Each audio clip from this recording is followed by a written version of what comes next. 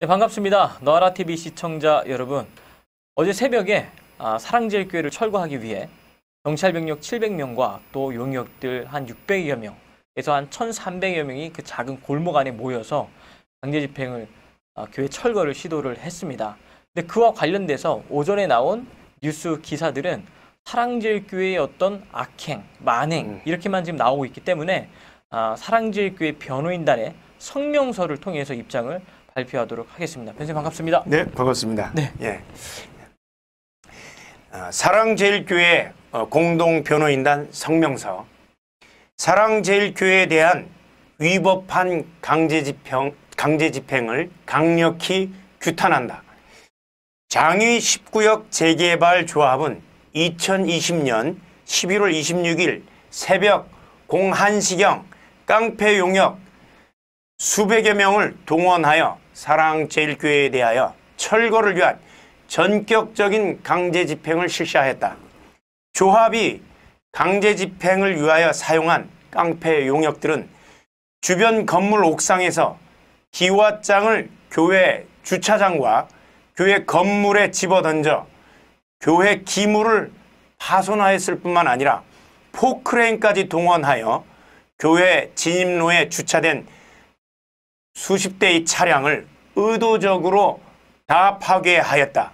이들은 심지어 쇠파이프를 지참하여 강제 집행을 막는 수많은 교인들에게 심각한 상해를 팔꿈치 골절, 갈비뼈 골절, 발등 골절, 수십 바늘을 꿰매야 하는 열상, 타박상, 이러한 심각한 상해를 입혔고 무엇보다도 화염병을 먼저 던져 교회에 방화를 시도하는 등 차마 이루 말할 수 없는 불법이 난무하는 폭력 집행이었다.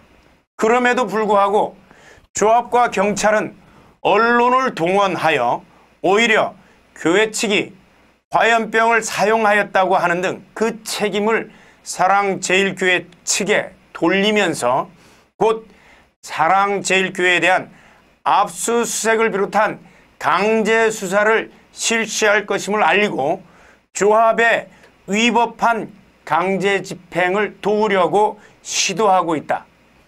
더욱 참을 수 없는 것은 조합의 불법 폭력 집행에 대하여는 눈을 감고 수사는커녕 막심한 피해를 입은 사랑제일교회와 성도들에 대한 처벌을 시도한다는 점이다. 결국 이러한 경찰의 행위는 문재인 정부를 정치적으로 비난하였던 정광훈 목사의 교회를 무너뜨리기 위하여 경찰이 정권의 하수인임을 스스로 자처하고 나선 것과 다름이 없다. 이에 공동변호인단은 조합이 동원한 깡패 용역들이 폭력행위를 통하여 성도들에게 끼친 중상해, 포크레인과 쇠파이프 및 기와장과 화염병을 던져 교회와 성도들의 차량을 파괴한 행위에 대하여 민사상 손해배상 책임뿐만 아니라 형사상의 강력한 책임을 물을 것이다. 경찰에 대하여도 깡패 용역에 대하여 수사조차 실시하지 않고 조합을 도우려는 시도에 대하여 직무유기 및 직권남용죄로 철저히 그 법적 책임을 물을 것임을 밝힌다. 더욱이 하루 코로나 바이러스 확진자가 500명이 넘는 상황에서 700명 이상의 용역을 동원한 책임자들에 대하여도 감염병 예방법 위반 혐의로 고발하여 그 책임을 또한 철저히 물을 것이다. 특히 공동변호인단은 2009년 용산 제4구역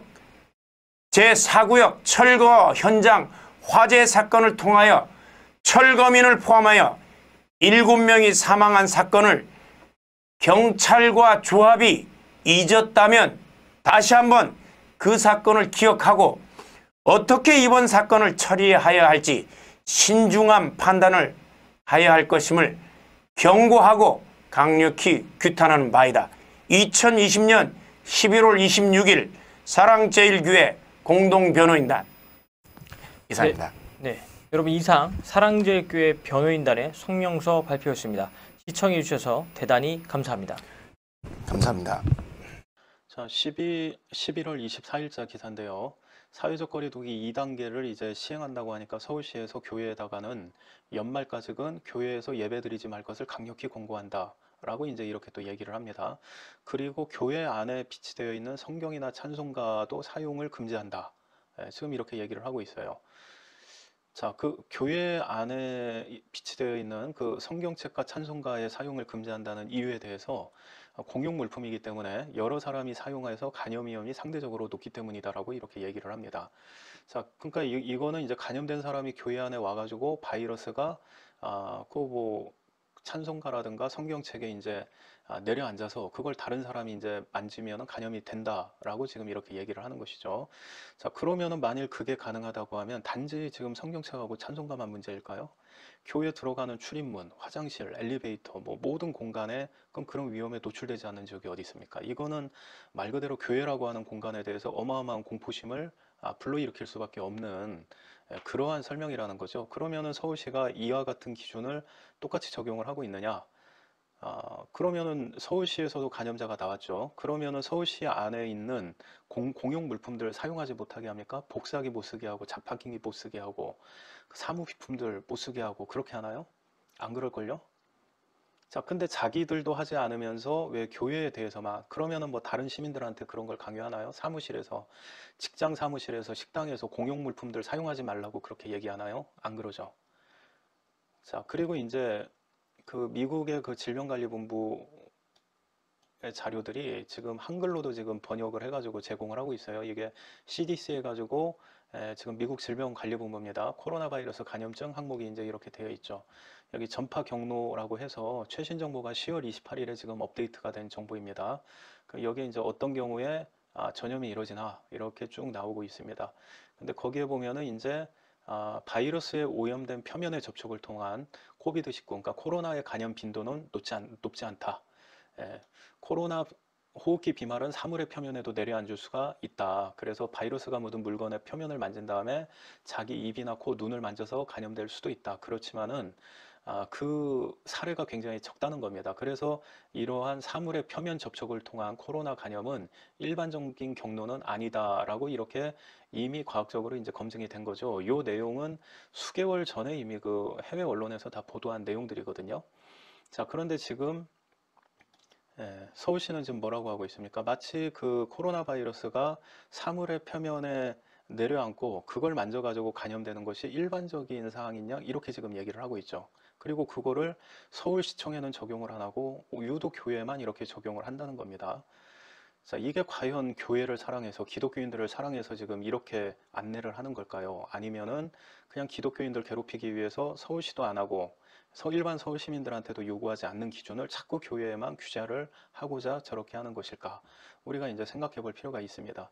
자, 그리고 이제 예배당에 그 공간별로 20%만 이제 인원을 제한한다라고 이렇게 하고 있습니다. 그러니까 1000명이 들어갈 수 있는 자리면은 뭐 최대 200명, 100명이 들어갈 수 있는 자리면 20명만 들어갈 수 있다라고 이렇게 지금 해놨는데, 자, 그러면은 이것이 안전을 위해서 특정 공간에 20%만 사람들이 착석을 해야 된다, 수용 인원에 라고 한다고 하면은, 자, 그러면 우리가 서울시 지하철을 생각해 보자 말이죠.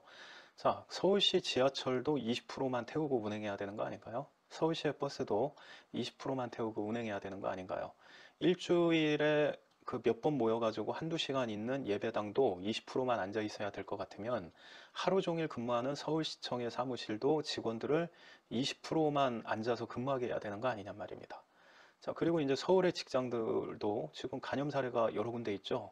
지금 이 정부가 교회에 대해서는 어느 교회에 감염자가 나오면 전국 교회에 그걸 다 강요를 해버리죠. 감염자가 다 나오는 교회인 거냐. 심지어 어느 지역은 그 지역에 감염자가 한 명도 없는데도 똑같이 지금 강요를 하고 있죠. 자, 그러면은 지금 또 뭐 예를 들어서 가족 간에 전염이 된 사례가 있습니다. 그럼 가족 간에 전염이 되니까 대한민국 국민들의 모든 가족은 다 떨어져서 지내십시오. 그럼 이런 명령 하나요? 직장에도 안 하고 서울시청 본인들도 안 하고 정부 공무원들도 안 한단 말이죠. 근데 오로지 교회에만 저러한 기준을 지금 강요를 하고 있다는 겁니다. 그러니까 이게 말 그대로 기독교인들을 사랑해서 코로나에 감염되지 말라고 아주 그냥